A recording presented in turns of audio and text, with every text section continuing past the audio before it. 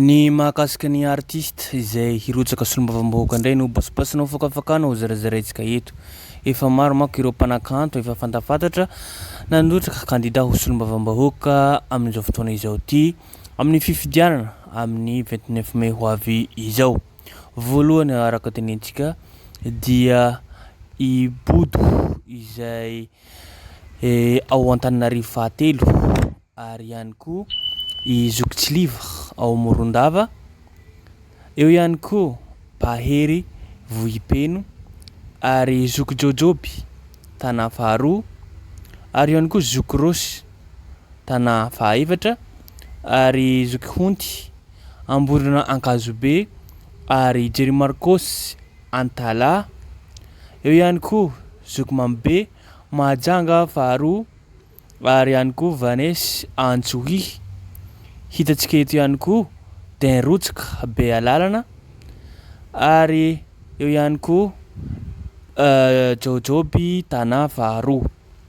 Maromaro izay olona hiratsaka ho solombavambahoaka izay ireo artiste amin'izao fotoana izao manko lasa fandihizana hoe sary teny izy tao hoe fandihizana fa ny antemeram-pirenena amin'izao fotoana izao na dia tsy manam-pahaizana akory ianao rehefa maha olona malaza fatapatatry olona na tsy sisy diplôma na tsy nianatra ianao dia afaka mirotsaka na manao kandida solombavambahoaka.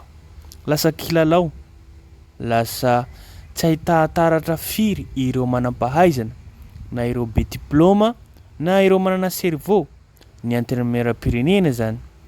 Eo ihany koa na eo amin'ny sehatra antemeran-doholona izay. Araka hitantsika manko amin'izao fotoana izao ity fitondram-panjakana ity na dia tsy manana diplôma na tsy nianatra ianao dia raisina na omena andraikitra izany. Azo ekena raha ohatra ka hoe manana expérience tokoa ve izy amin'ny sehatra iasany izay. Mampalahelo satria lasa kilalao ataontsika hoe tsy ahitana izay manam-pahaizana izany ny antemeram-pirenena izay andrim-panjakana mba ataontsika hoe lasa mangina tsy mandray anjara an-tsehatra ireo manam-pahaizana na ireo be diplôma manana cerveau noho ny tindra azo leno. Hitantsika zao hitapoka hita am-pirenena lalaovina ataon'ny zareo mpanao politika reto ohatra ndraikitra ny chef district ohatra zao ny ireo chef sisco lasa toerana politika amin'izao fotoana izao ty ka izany mandraindray mahakivy ireo manam-pahaizana lasa baikony iray tsy manana akory na diplôma BPC na bac akory aza lasa mikomandy manana doctorat na manana master mibaiko anao amin'ny maha ataontsika hoe hitantsika zao hoe afindra toerana anao afindra toerana anao rehefa manelingelina ny fitondrana misy eo zay manko misy olana amin'ny fotoana izao ty zay ny mahalana lasa kivikivy no manam-pahaizana mandray andraikitra eto amin'ny tany sy firenentsika. Ary hitantsika amin'izao fotoana izao ty fa ireo mpanao politika ireo izay tsy manam-pahaizana na tsy manana diplôma ireo dia mangorokarena amin'ny resaka fanaovana politika ihany. Tsy midika zany hoe tsy misy manam-pahaizana eo amin'ny mpanao politika, non, misy ihany koa ireo manam-pahaizana mandray andraikitra manao politika fa ny ankabeazany ankamaroany dia tsy mandray anjara tenentsika zay fa noho ny baiko midina atao ireto. Hitantsika zao ny filoham-pirenena antsika mauvais manana ataontsika hoe BPC na bac izy manam-pahaizana tsy manana manko izy manky izay manko le tsy ekeny ireo manam-pahaizana miditra amin'ny sehatra anaty politika satria lasa komandiny izay tsy manam-pahaizana tsy manana traikefa ataontsika amin'ny sehatra anankiray ohatra izay tantanany. Zay manko ny zava-misy eto amin'ny tany sy firenentsika. Tokony rehefa nareo manao caution ataontsika hoe mampiakatra an'io 100 millions FMZ na 20 millions d'ariary zay mba ampiakarinareo koa ny maro-pahaizan'ny olona zay milatsaka ho solombavambahoaka fa sy n'importe qui na iza na iza afaka milatraka.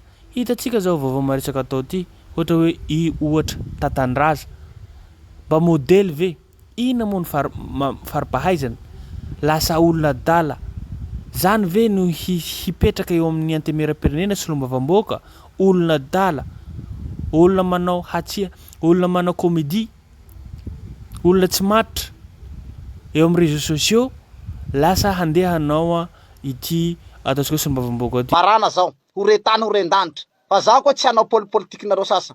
Ary zaho tsy hanohanohana olo sasa satria tsy hitako itsony zay varany. Mba ino moa koa dikako nany zao? Ha?